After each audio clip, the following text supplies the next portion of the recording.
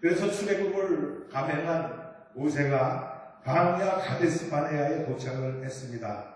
이곳은 이스라엘의 광야 생활 중에서 아주 요새 중요한 위치였던 것을 볼 수가 있는데, 여기에서 모세가 가나안 땅에 각 지파에서 한 명씩을 뽑아가지고 12명을 선택을 해서 정탐을 하러 가나안으로 보내는 것을 볼 수가 있습니다. 그들이 가나안을 정탐하고 나와서 보고하는 내용이 두 가지로 나타나지 않습니까? 한쪽은 하나님이 우리에게 이 땅을 주셨으니까, 약속의 땅이니까, 하나님이 예비해 놓으신 땅이니까 우리가 하나님의 말씀만 믿고 순종하면 가면 된다, 이렇게 얘기하는 여호수아와 갈렙이 있는 한편, 나머지 10명은 어떻겠습니까? 아니다, 우리는 거기 갈 수가 없다. 우리가 거기 정탐을 해보니까 거기 원주민들은 키가 장대하고 그들과 우리를 비교해보니까 우리는 메뚜기에 불과하다, 이렇게 보고를 하는 거예요. 그렇다고 한다면 긍정적인 것과 부정적인 것에 이 두 가지 보고가 들어왔는데, 하나님은 어떤 사람을 들어서 역사를 하셨을까? 긍정적으로 생각하는 사람을 들어서 역사하신 것을 볼 수가 있습니다. 그래서 여호수아와 갈렙 두 사람이 긍정적인 보고를 했을 때에 그 두 사람의 말대로 하나님은 역사를 이루어 가시는 것을 볼 수가 있습니다. 그런데 이스라엘 백성들이 이제 그 출애굽을 해서 광야를 지내서 이제 가나안을 향해서 가는 도중에 얼마나 어려움이 많이 있었습니까?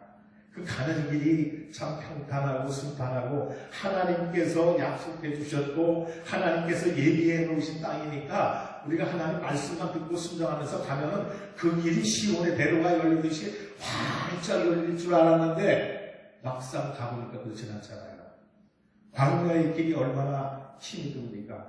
바람이 불어서 먼지는 일어나지요, 마실 물은 없지요, 먹을 것이 없지요. 참 가는 길 자체가 고통의 연속이었던 것을 볼 수가 있습니다.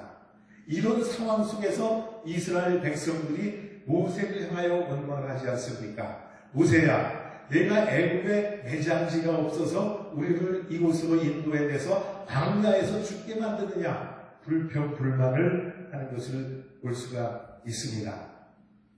그때 하나님께서 이스라엘 백성들에게 불뱀을 보내지 않습니까? 그래서 불뱀을 보내서 불뱀에 물려서 죽게 만들었어요. 그런데 이 불뱀에 물려서 죽어가는 이스라엘 백성들이 가만히 생각해 보니까 자기들 잘못이 생각납니다. 자기들 잘못이. 그래서 모세에게 간청을 합니다. 모세야, 내가 하나님께 우리를 대신해서 좀 간구를 해갖고 이 불뱀들이 우리에게서 떠나게 하라. 그래가지고 모세가 하나님 앞에 기도했던 것을 볼 수가 있습니다. 그런데 이 사건 속에서 우리가 생각할 수 있는 것은, 하나님은 구약 시대에 신약의 예수님을 미리 말씀하시는 거예요.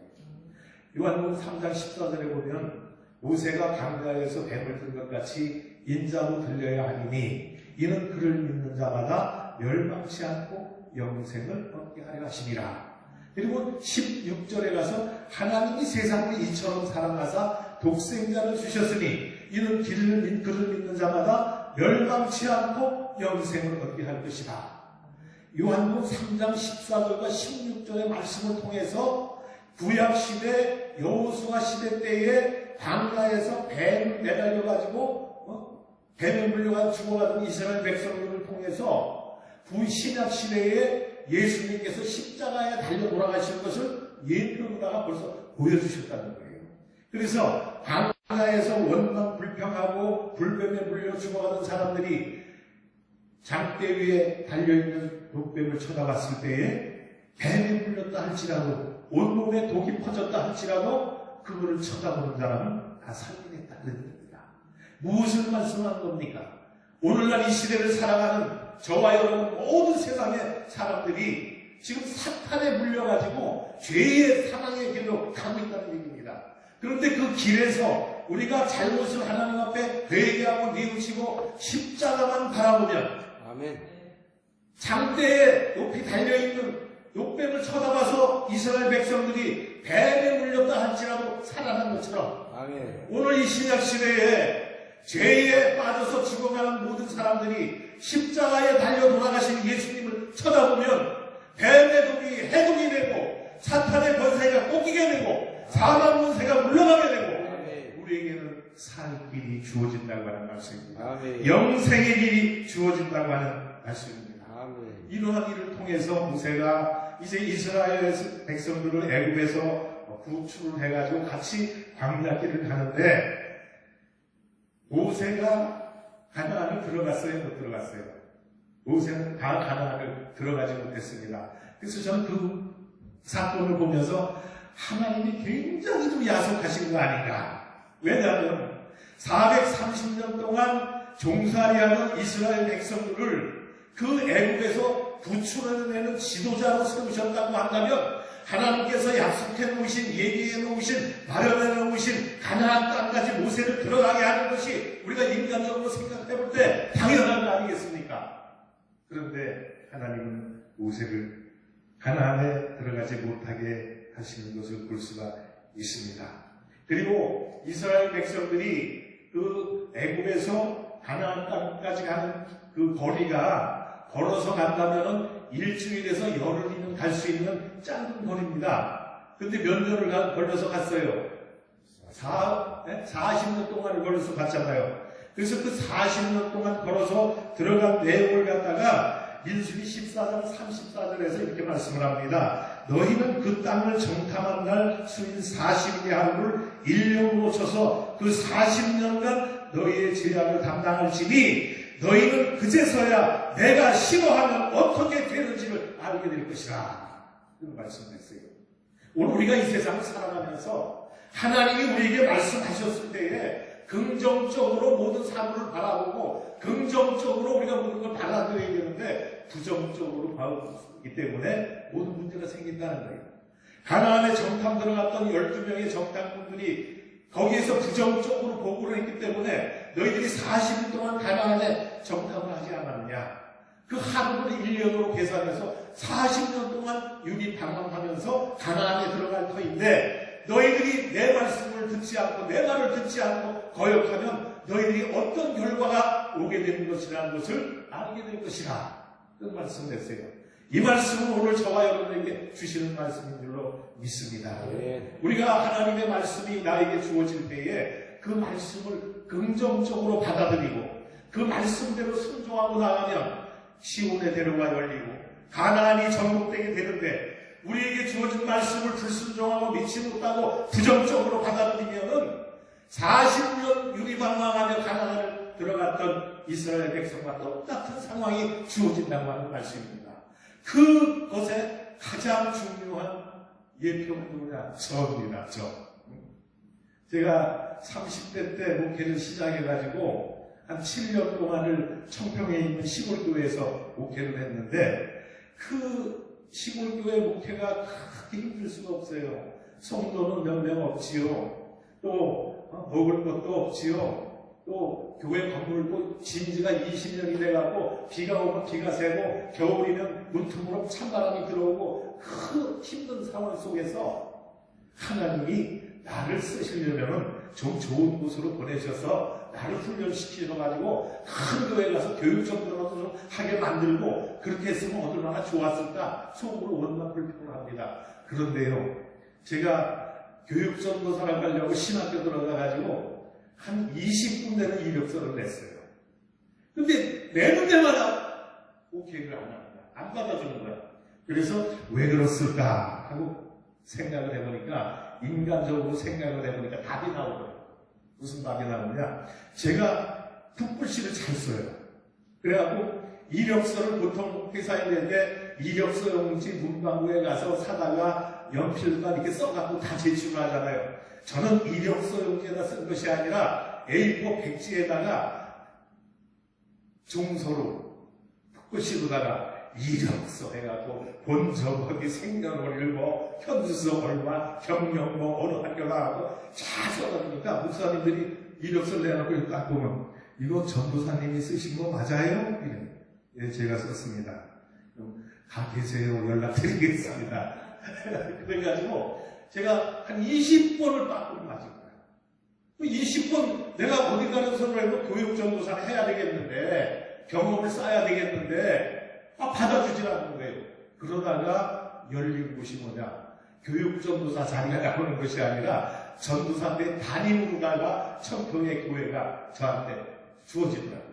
그래서 거기 가서 담임 목회를 하는데 성도는 명령 안 되고 참 여러 가지로 힘든 것이 많아가지고 하나님 앞에 불평불만을 하다가 결국은 30년을 이스라엘 백성들은 40년을 이방을 했는데 저는 30년을 방황하다가 다시 돌아왔다는 이야기예요. 그래서 지금 가만히 생각해보면 그래. 내가 그때에 하나님이 나를 부르셨고 나에게 사명을 주셨을 때에 내가 하나님의 말씀에 무조건 순종하고 좀 힘들고 어렵더라도 불평불만하지 않고 말씀대로 순종했더라면 오늘 이 시점에 내가 어느 자리에 있을까? 그런 생각을 해봅니다. 그래서 이 말씀을 읽을 때마다 이스라엘 백성들이 40년 동안 고생한 것은 인과 응보다. 자기들이 잘못했기 때문에 그런 고생을 했던 거예요.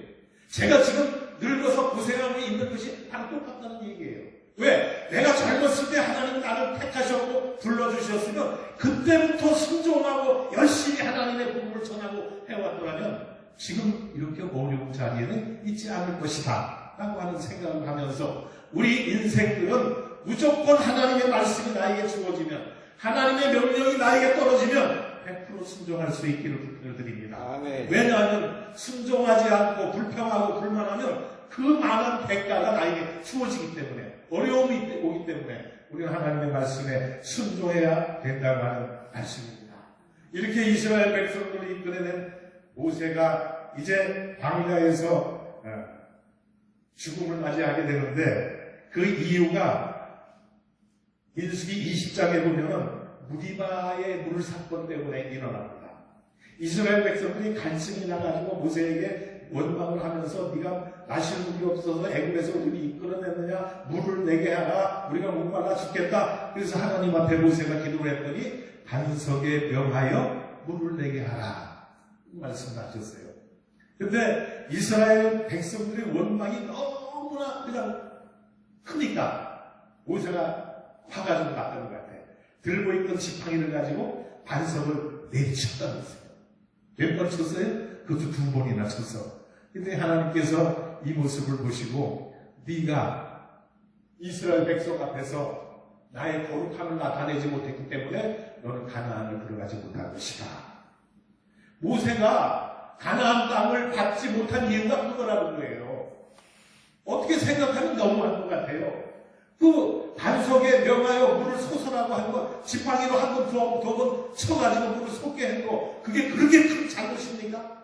그런데 그 결과로 말미암아 모세는 가나안을 들어가지 못했다는 거예요. 우리가 이 세상 살아가면서 하나님이 나에게 하시는 말씀이 우리 생각으로 해볼 때 하찮은 것 같지만 그 명령을 불순종하고 나면 나에게 엄청난 결과가 다가온다는 것을 우리여서 깨달아야 된다고 하는 말씀입니다. 이스라엘 백성들의 지도자였던 미디안과 아론의 죽음이 나오고 먹을 물이 없음으로 인해서 백성들이 원망하는데요. 그리고 이에 대해서 여호와께서 모세에게 반석으로 하여 물을 내게 하라고 하는 명령을 어기고 반석을 지팡이로 내리쳤기 때문에 이 사건으로 인해서 모세는 가나안을 들어가지 못할 것이라고 하는 말씀을 여기서 해두는 것을 볼 수가 있습니다. 백성들이 40년간의 광야 생활을 끝마치기 직전 광야 생활이 38년 정도 되는 그때에 가나안 땅을 입성하기 위해서 가데스 바네아의 집결지에 다시 모인 이스라엘 백성들이 40년간의 징계와 훈련의 시기에도 교훈을 받지 못하고 그 자리에서 또 물이 없기 때문에 원망불평했다는 거예요. 그러면 38년까지 오는 동안에 어려움이 있고 먹을 것이 없고 마실 물이 없고 어려움이 있을 때 홍해가 가로막고 장애물들이 놓여있을 때 하나님이 이스라엘 백성들을 버렸습니까? 버리지 않았잖아요. 그때마다 하나님은 은혜를 내리셔서 다 해결해 주신 거야. 그러면 이 무리바에 모여가고 가데스바네아에 모여있는 이스라엘 백성들이 목이 말라서 물이 없으면은 하나님이 지금까지 우리를 지키시고 인도하셨는데 어떤 대책을 내놓으시겠지 하는 믿음이 있어야 된다는 겁니다.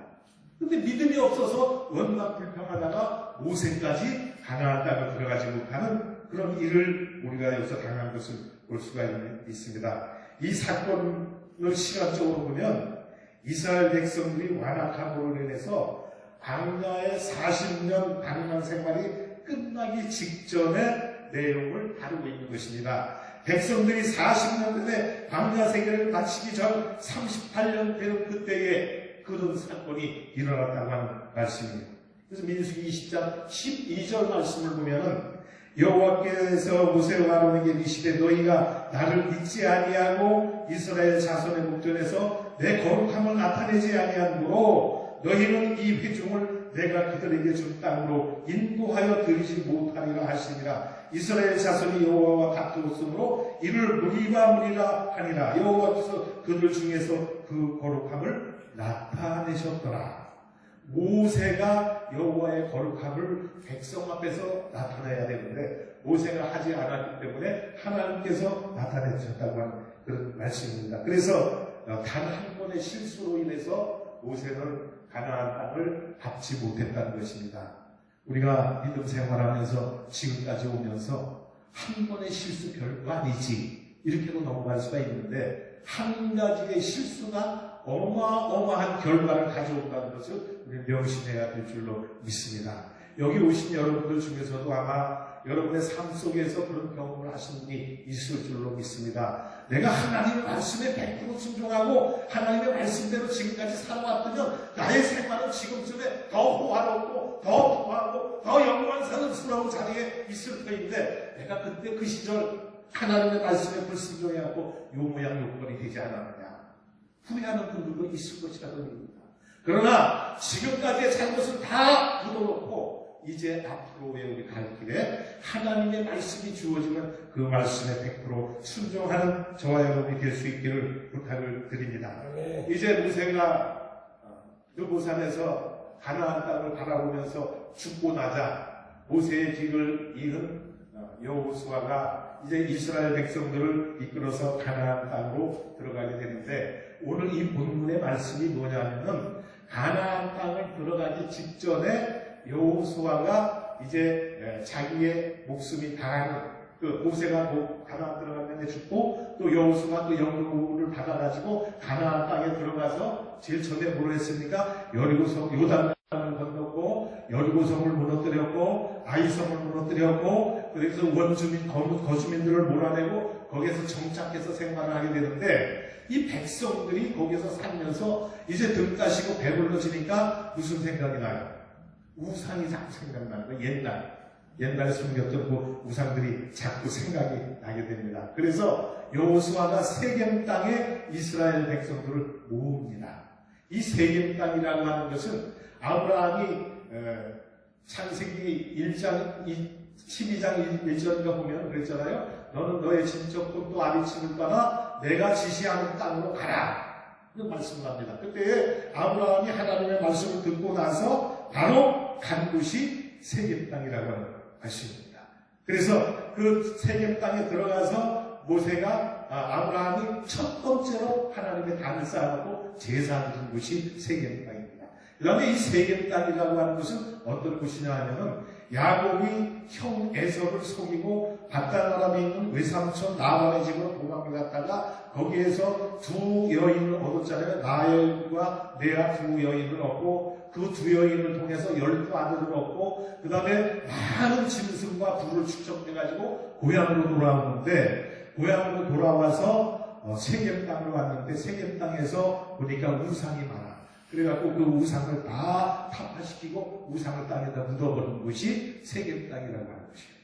그래서 여호수아는 이스라엘 백성들을 이와 같은 뜻이 담겨있는 세 개나리를 상기시키면서 그곳에서 이제 이스라엘 백성들에게 명령을 하는 내용이 나오는데 그 내용이 무엇이냐면은 여호수아는 백성들을 향하여 결단을 촉구합니다. 어떤 결단을 촉구하냐면은 본문의 핵심이 나와 내 가족은 여호와를 섬기겠노라. 이런 말씀을 합니다. 본문 14절과 16절에 보면 그러므로 이제는 여호와를 경외하며 온전함과 진실함으로 그를 섬기라. 너희 조상들이 강 저쪽과 애굽에서 섬기던 신들을 치워버리고 여호와만 섬기라. 만일 여호와를 섬기는 것이 너희에게 좋지 않게 보이거든 너희 조상들이 강 저쪽에서 섬기던 신들이든지 또는 너희가 거주한 땅에 아모리 족속의 신들이든지 너희가 섬길 자를 오늘 택하라.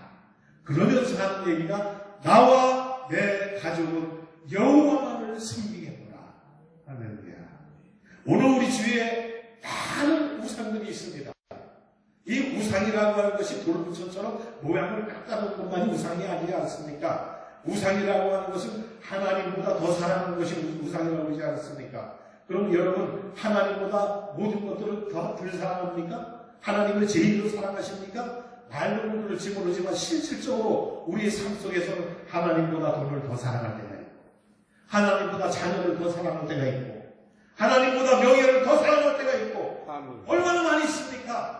오늘 우리 주위에 많은 우상들이 도사리고 있다고 하는 말씀입니다. 이때 하나님은 우리에게 하시는 말씀이에요. 너희는 오늘 무엇을 택할 것인지 선택을 하라는 거예요. 우상을 섬길 것이냐 하나님을 섬길 것이냐 둘 중에 하나를 택하라고 하는 말씀입니다. 그러면서 여호수아가 한 얘기가 오직 나와 내 집은 여호와를 섬기겠노라. 여호수아가 왜 나와 내 집은 여호와를 섬기겠노라고 말씀을 했습니까? 그 이유를 보니까 17절에 말씀이 있습니다. 애굽의 종되었던 곳에서 구원해 주셨기 때문이라는 것입니다. 애굽에서 430년 동안 종살이하면서 얼마나 노력 고생을 많이 했습니까? 애굽에 종살이한다는 것은 우리가 일제시대 때 그 일본 사람들의 어감을 생각해보면 이해가 잘 될 거예요. 일제시대에 살았던 분들의 말씀을 들어보면 사람 사는 게 아니잖아요. 짐승만도 못한 삶을 살지 않았습니까? 그러니까 430년 동안 애굽에서 그 짐승 같은 생활을 했던 이스라엘 백성들이 이제 누구를 택할 것이냐 그거야. 하나님이 너희들은 그 애굽의 종되었던 자리에서 너희들을 구원해 줬으니까 나는 여호와 하나님만을 섬기겠노라. 너희들은 어떻게 할 것이냐? 너희들도 나와 같이 하나님을 섬기자. 그 뜻 아니겠습니까? 하나님만을 섬기자는 거예요. 여호와만을 믿고 여호와만을 따라가자는 그런 말씀입니다. 그렇기 때문에 여호수아는 세겜 땅에 이스라엘 백성들을 모아놓고 나와 내 집은 여호와를 섬기겠노라. 왜? 애굽에 430년 종살이에서 우리를 구원해 주셨기 때문에 그 은혜가 얼마나 크냐? 그 사랑이 얼마나 놀라운가? 그래서 이런 것을 백성들에게 이야기하는 것을 볼 수가 있습니다. 그 다음에는 이스라엘 목전에서 이적을 베풀어 주셨기 때문이라고 말씀을 하고 있습니다. 바로 앞에서 모세가 10가지 재앙을 통해서 바로를 굴복시키고 출애굽을 하지 않습니까? 그리고 요단을 건너 여리고성을 합화시켜 주신 이적. 그 다음에 모든 것이 하나님의 은혜이기 때문에 여호수아는 나와 내 가족은 여호와를 섬기겠다라고 말씀을 하고 있는 것입니다. 광야의 생활 동안에 먹을 것, 마실 것 없어서 배고프고 굶주렸지만은 하나님은 만나와 메추라기를 통해서 또 반석을 쳐서 물이 솟게 하셔서 갈증을 해결해 주셨고 홍해가 가로막혀 있을 때에 모세를 통해서 홍해를 갈라 육지같이 건너게 하셨고 여러 가지 어려운 문제가 많이 있었지만은 그때마다 하나님은 이적을 베풀어서 이스라엘 백성들을 인도해 주셨다는 거예요. 아멘. 우리가 지금까지 살아오면서 내가 해결할 수 없는 많은 문제들이 있었을 줄로 압니다. 그런데 지금 돌아와서 내가 살아온 길을 돌아보면 그때마다 하나님이 함께 하셨다는 것을 저는 느끼고 있습니다. 내가 하나님을 배반하고 불순종의 길을 갈 때도 하나님은 함께 하셨습니다. 요나가 다시스로 도망가는 배에 올랐을 때에 니느웨를 가지 않고 하나님의 말씀을 불순종해서 니느웨로 갈 때, 다시스로 도망갈 때 하나님이 요나를 버려두셨습니까? 하나님 거기까지 다 찾아가신 거예요. 요나를 끝까지 추적하시는 거예요. 그래서 요나를 회개시키고 하나님의 말씀에 순종하는 또 만들었다고 하는 것을 우리가 볼 수가 있습니다. 우리가 세상을 살아가면서 힘들고 어렵고 내 마음에 안 든다고 해서 우리가 하나님의 말씀을 떠나 사는 것이 아니라 하나님의 말씀 앞에 100% 순종하면 순종이 제사보다 낫다고 하지 않았습니까? 순종하는 것이 거대한 상 차려놓고 제사 드리는 것보다 하나님은 더 기뻐 받으신다고 얘기를 했습니다. 순종하는 저와 여러분 될 수 있기를 축원을 드립니다. 네. 어떤 말씀을 내게 하시는지 말씀만 하옵소서. 내가 그 말씀에 순종하겠나이다. 네. 순종하는 삶을 살면 예뻐하시는 거예요.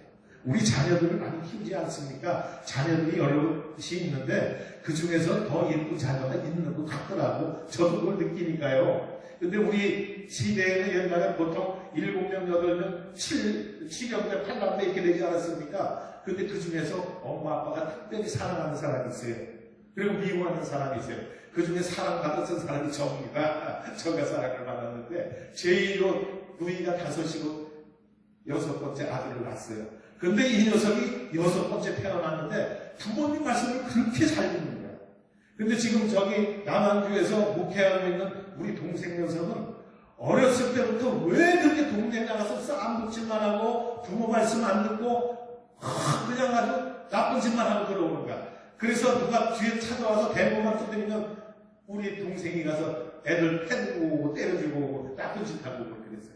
그러니까 어머니 아버지가 그 동생보다 저를 더 사랑을 했어요. 그래서 너무 사랑을 하다 보니까 초등학교 2학년까지 나를 무릎에 앉혀놓고 밥을 먹여주셨어요. 아버지가. 그렇게 사랑을 하시더라고요. 하나님이 우리를 사랑하는 것도 하나님이 더 사랑하는 사람이 있고 덜 사랑하는 사람이 있습니다. 그 기준이 어디 있습니까? 다른 것 아니에요. 하나님의 말씀에 순종하기 바랍니다. 하나님 말씀에 순종하면 하나님은 우리를 이뻐하시는 거예요. 이쁜 자식에게 더 주고 싶지 그렇지 않아요? 미운 자식이 옛말에 그러대. 미운 자식에게 떡 하나 주고 뭐 어떤다고 그러는데 지금 그게 아니에요. 이쁜 자식에게 떡 하나 주는 거예요. 그렇잖아요. 말 잘 듣고 아버지가 명령만 내리면 아버지 내가 그거 알겠습니다. 그대로 실천하겠습니다. 하고 나가는 자식이 더 이쁜 것이지 어떻게 말 안 듣는 자식이 이쁘겠어요. 순종하는 저와 여러분 되어서 하나님의 사랑을 듬뿍 받는 축복의 사자가 되기를 예수님의 이름으로 축원을 드립니다. 이번에 여호수아가 나만에 가지고 여호와를 섬기겠노라고 말을 했는데 그 이유가 세 번째 12절에 보니까 내가 왕보를 너희 앞에 보내어 그 아모리 족속의 두 왕을 너희 앞에서 쫓아내게 하였나니 너희의 칼이나 활로서 이같이 한 것이 아니며 그렇게 말씀했습니다. 아모리 족속 원주민을 쫓아내는 것을 누가 하셨다고요? 하나님이 하셨다고. 하나님이 하셨는데 너희 앞에서 쫓아내는데 너희의 칼을 들어서 쓴 것도 아니고 너희의 활을 빌어서 그들을 쫓아내는 것도 아니고 하나님이 하셨다고. 아모리 원주민들을 하나님이 다 내서 주셨다는 겁니다. 우리 앞에 원수들이 진치고 있다 할지라도 하나님의 말씀에 순종하고 나면 하나님이 그걸 다 해결해 주십니다. 우리 앞에 있는 원수들을 다 물리쳐 주신다고 하는 거지. 우리 앞에 원수들이 놓여 있을 때에 하나님이 다 쫓아내시는 거예요. 우리는 어때요? 평안하게 살 수 있잖아요. 축복의 길을 갈 수가 있잖아요. 그러니까 여호수아는 이 아모리 족속들 원주민들을 하나님이 다 쫓아주셨는데 그 은혜에 감사해야 되지 않겠느냐. 그러니까 나만의 집은 누가 뭐라고 해도 여호와만을 섬기겠노라. 할렐루야. 여러분 고백이 되기를 축복드립니다. 나는 내 가족과 함께 여호와만을 섬기며 살다가 하나님이 나를 오라 부르시는 그 순간까지 나는 순종하며 가겠노라. 이런 결단이 있어야 된다고 하는 말씀입니다. 그것이 하나님이 우리에게 주시는 축복인 줄로 믿습니다. 우리가 일제시대에 그 어려움을 겪었고 6.25 때에 동족 상잔의 피비린내한 전쟁을 겪지 않았습니까? 그런데 그 피비린내한 6.25 전쟁 속에서 하나님은 우리나라를 버리지 않으셨어요. 우리나라를 구해주셨어요. 누구를 통해서? 우리가 잘났을 땐 거 아니죠? 누구를 통해서 했습니까? 연합군을 통해서. 우리나라가 어려움에 닥쳐 있을 때 하나님은 연합군을 유엔군으로 창설해서 우리를 구해주셨어요. 그 이유가 뭡니까? 우리나라의 그때 기독교인들의 신앙이 하나님 마음에 쏙 들었기 때문이에요. 그때는 기도원에 빈자리가 없어요. 기도원에 들어가려면 저 뒤에서 문에서 기다려야 돼. 누가 화장실이 하고 나가면 그때서 들어가서 자리에 앉을 수 있었어요. 그리고 밤이 맞도록 철야 기도하면서 제가 어렸을 때 어머니 등에 업혀가지고 기도원의 동네 저 다른 동네에서 집회가 열린다면 엄마가 저를 들쳐오고 20리 30리 되는 밤길을 그 가로등도 없고 비포장도로 개울 물에 빠져서 건너가야 되고 하는 그런 데를 업고 다니시면서 그렇게 기도를 하고 예배를 참석을 했어요. 그때 당시에 60년대 70년대 우리들도 그런 신앙생활을 하지 않았습니까? 지금 생각해보면 참 열정이 많았지. 교회 가면 은혜가 넘치고 교회에 가서 찬양 부르고 하나님의 말씀을 들으면 기쁨이 쏟아나고 걱정 근심이 떠나가고 마음이 평안해지고 행복이 오고 그런 삶을 살았다는 얘기예요. 그러다 보니까 하나님은 6.25 전쟁 속에서 우리 민족을 버리지 않으신 거예요. 살려주신 거예요. 하나님의 은혜입니다. 이걸 알아야 되는 거예요. 근데 오늘날 어떻습니까? 우리나라가 지금 어려운 가운데 있는데 그 어려운 가운데 있는 것이 무엇입니까? 하나님을 섬기지 않는 길로 가고 있다는 얘기예요. 정치하는 사람들이 정치도 잘못하고 있지만 먼저 하나님을 믿는 저와 여러분, 하나님의 백성된 우리들이 하나님을 사랑하는 마음이 뜨거워져야 된다는 거예요. 옛날 60년대 70년대 같이 우리나라가 하나님을 부르짖고 하나님을 찾고 하나님 앞에 회개하고 눈물 뿌려서 간구하면 이 나라에 있는 어려움이 오겠느냐? 아니지 않습니까?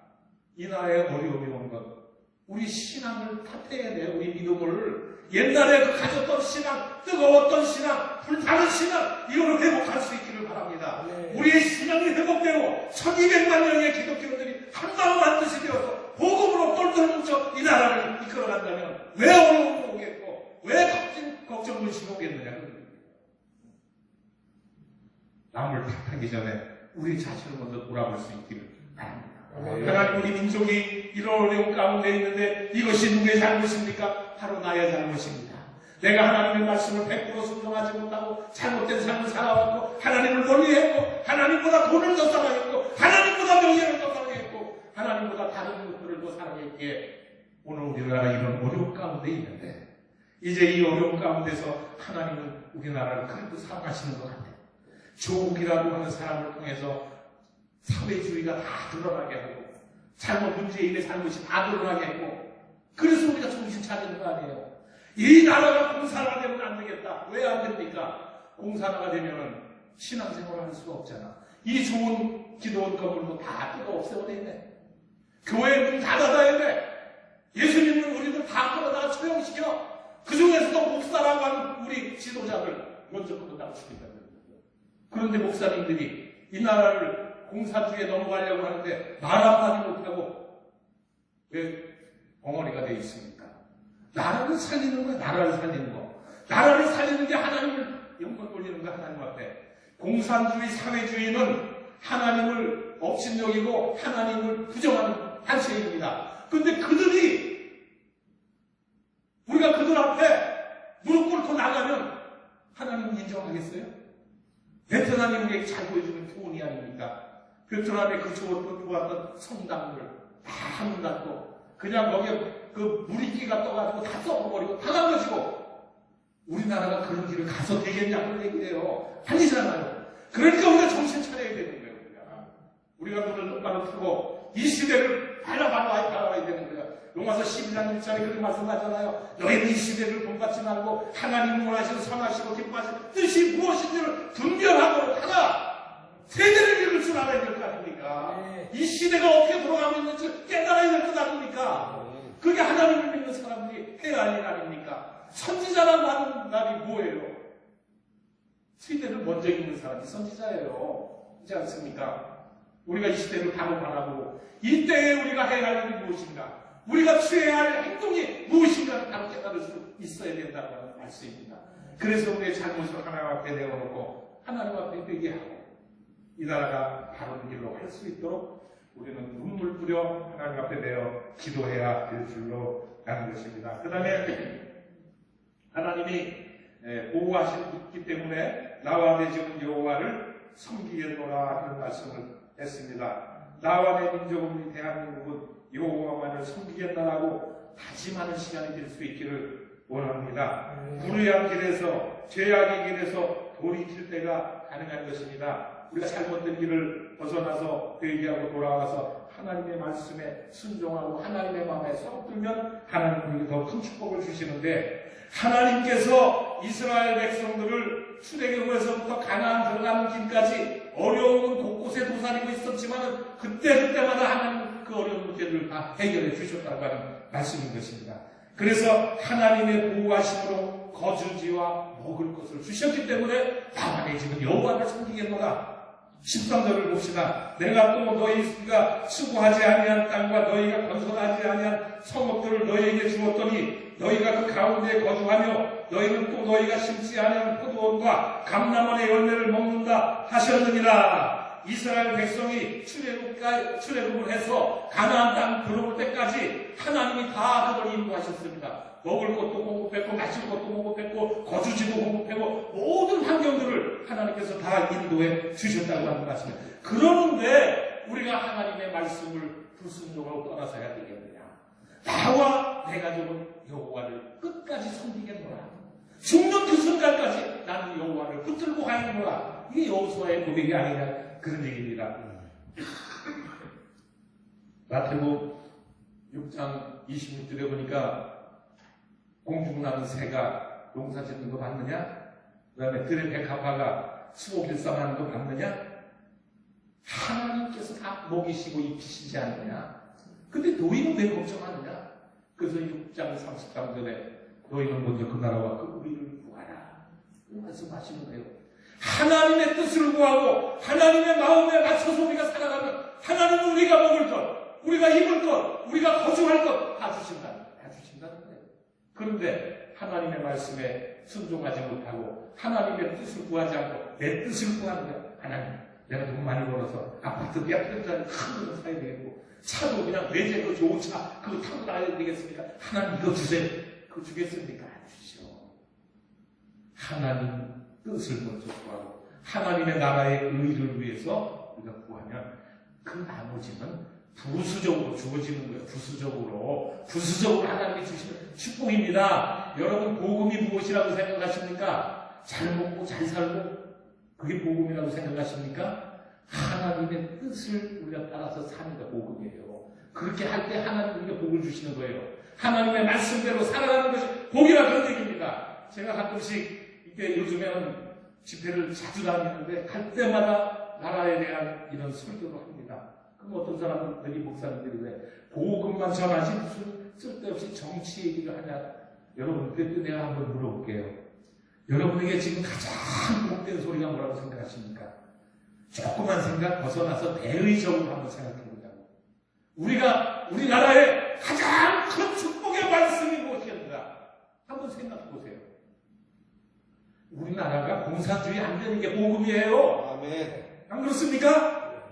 돈 많이 벌어놓고 공부 많이 하고, 내가 아무리 많은 부를 축적해놨다 할지라도, 이 나라가 공산 정권에 넘어가서, 이제 모든 것이 다 사회주의로 만들어버리면,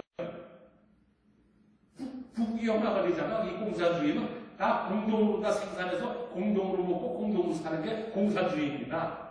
그러다 보니까 공산주의가 망하는 이유예요. 일 안 해도 먹을 거 주는데, 시간만 때우면 일당 주는데, 그게 공산주의 아닙니까? 사회 자본주의라고 하는 건, 자본주의 사회라고 하는 것은 경쟁이 있는 거야, 경쟁. 내가 더 노력하면 더 많은 부를 축적하게 되고, 내가 게으르면 가난하게 되고, 이런 경쟁력이 있기 때문에 민주주의가 발전을 하는 겁니다. 공산주의는 똑같이 합동농장에 가가지고 똑같이 일하고 똑같이 먹어서 똑같이 먹는데, 왜 수고하고 땀 흘리고 일할 필요가 뭐가 있습니까? 그러다 보니까 공산주의 지구상에서 하나씩 둘씩 다 없어지고 지금 몇 나라 남았습니까? 우리는 공산주의가 안 되는 게 복음이라는 것이에요. 이북의 지금 그 상황을 너무나 잘 알고 있지 않습니까? 그냥 배돼지 같은 삶을 살고 조금만 잘못하면 그러다가 숙청을 하는데 사람 안 보이는데 몰래 가서 죽이는 게 아니라 광장에다 갖다 놔놓고 보는 앞에서 고사포로다 쏴 죽이고, 이게 공산주의라는 거예요. 이게 공산주의라는 거예요. 그런 삶을 살고 싶으십니까? 아니잖아요. 우리는 자유가 있고 민주주의, 백성들이 주인이 되는 그런 나라를 원하지 않습니까? 그리고 하나님이 통치하시는 하나님의 나라를 원하지 않습니까? 하나님 나라를 우리가 지키기 위해서 싸우는 거예요. 공산주의에 싸우는 이유, 그 목적이 하나님 나라를 지키기라는 것이라는 얘기입니다. 우리나라가 공산화 되면 교회가 꼭 필요 있어요. 신앙생활 어떻게 해요? 못한다는 얘기죠. 그래서 이 나라의 민주주의를 고수해야 되고 복음을 지켜서 이 나라를 우리가 지켜나가야 된다고 하는 말씀입니다. 그래서 나가서 외치고, 저는 청와대 앞에 가끔씩 나갑니다만 할 때마다 거기 가면 마음이 다 성령이 역사하는데, 성령이 역사, 감동을 주시고 막 뜨거워져 마음이. 그러니까 추운데도 가서 거기서 잠도 자고 기도도 하고 막 거기서 있으면요 은혜가 절로 가요. 한번 가보세요. 기도 오는 것보다요 거기 한번 가면 은혜가 더 많습니다. 은혜, 충만한 은혜. 야, 내가 진짜 예수 믿기를 잘했구나. 내가 이스라엘에 오기를 잘했구나. 내가 나라를 살리는데 내 작은 힘이라도 보탤 수 있다는 것이 얼마나 가슴이 뿌듯하고 기쁜 일이냐. 우리는 나라를 지켜야 될 줄로 믿습니다. 이 어려운 상황 가운데서도 자기네 교회 교육이 떨어질까봐 이런 설교하지 못하고 있는 그 꿀먹은 벙어리 목사님들이 얼마나 많이 있습니까?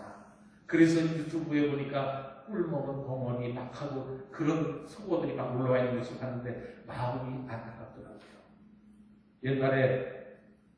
옛날이 아니라 지금 현재를 통자하는 이야기인데, 개와 닭이 한 집에 살고 있었습니다. 근데 개가 하루 보니까 이놈의 닭이 새벽 4시만 되면 꼬끼요 하고 울어가지고 사람들을 깨워주는데, 새벽이 왔다, 4시가 왔다 알려주는데, 옛날에는 잘하는 게 요즘 들어와서 꼬끼요 안 하는 거야.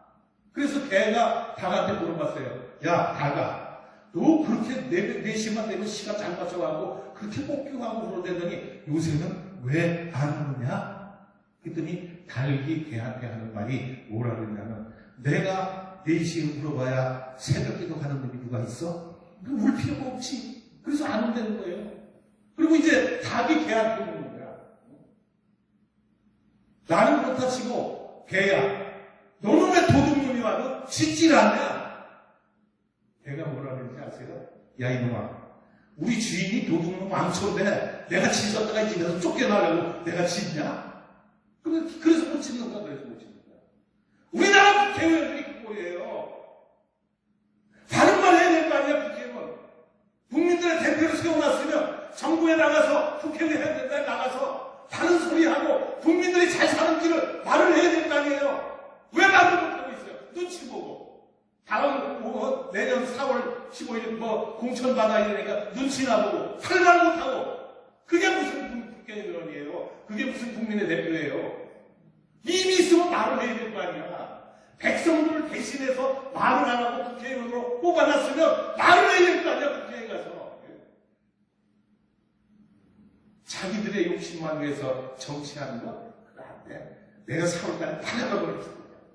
정말 국민을 위하고 이 나라 백성을 위하고 나라를 위하는 그런 국회의원들이 당선이 돼서 나라가 조금 잘못된 길로 가면 그거를 질책하고 다른 길로 갈 수 있도록 서포트할 수 있는 것이 국회의원이 돼야 될 거 아닙니까? 있잖아요. 안타까운 거예요. 안타까운 거예요. 여러분만이라도 내년 선거에 누가 과연 이 나라를 위해서 정치를 잘할 사람이다 생각해서 뽑아요. 나는 민주당을 뽑으라, 자유한국당을 뽑으라, 정의당을 뽑으라 얘기하지 않습니다. 그 사람이 과연 백성들을 위해서 희생할 수 있는 사람인가 아닌가를 보고 뽑으시라는 거예요. 그게 이 나라가 바로 쓸 거 아닙니까? 대한민국이 지금 세계에서 10번째 잘 사는 나라가 됐다고 하는데, 참 하는 꼬라지 보면은 전 세계에서 꼴찌가는 그런 생활하고 있잖아요. 그 청와대 앞에서 경희대 교수를 하나 만났는데, 그분이 얘기를 하면서 경제학을 전공하는 교수인데, 그런 얘기가 김성은 교수의 여자분인데, 우리나라가 경제적으로 7위예요. 7위. 실질적으로 따져보면 세계에서 7번째 들어간대요. 그러면 7번째 들어가는 나라답게 우리가 잘 살아야 되는데 우리 생활은 그렇지 못하잖아요. 그래서 우리나라가 점점 똘똘 뭉쳐갖고 백성들이 한마음 한뜻이 되고 정치를 하는 위정자들이 나라를 살리기 위해서 함께 힘을 합치면 우리나라가 잘 사는 나라 2등 안에 들어가요. 2등 안에. 미국이 1등이잖아요. 미국이 1등이고 두 번째로 잘 사는 나라가 된대요. 불가능하겠어요? 가능하겠어요? 가능합니다. 어떠한데 하나님만을 섬기겠노라고 하는 우리 백성들의 입에 고백이 나올 때 그게 주어지는 거예요. 여호수아처럼 나와 내 가족은 여호와만을 섬기겠노라고 하는 그런 고백이 우리 1200만 기독교인들의 입에서 나와야 될 줄로 믿습니다. 그래야만 우리나라가 2위니 세계 1위가 하는 거 문제도 아니에요. 말도 안 돼요. 하나님은 하실 수 있잖아요. 우리나라가 6.25 잿더미 속에서 짧은 기간 동안에 이렇게 경제의 불을 일으켜 놓으셨습니다. 그게 누구의 힘입니까? 하나님을 믿는 하나님 백성들의 기도의 결과입니다. 그렇잖아요. 아까도 말씀드렸습니다만은 50년대, 60년대, 70년대에 날마다 하나님 앞에 눈물 뿌려서 기도하고 철야하고 이런 장판이 어디 있어요? 가만히 떼기 깔아놓고 멍수 깔아놓고 그 위에서 그냥 무릎이 빵꾸가 나도록 무릎 한 세로 기도하고 그런 기도가 있었기 때문에 하나님이 우리나라를 지금까지 이렇게 살려준 것 아니냐 그런 얘기예요. 근데 지금 이 시점에 와서 대한민국의 교인들이나 목사라고 나 자신부터 하나님의 말씀대로 살지 못하고 욕심 사리사욕에 빠져나고 살아가기 때문에 나라에 어려움을 주는 거예요. 어려움을 주는 거예요.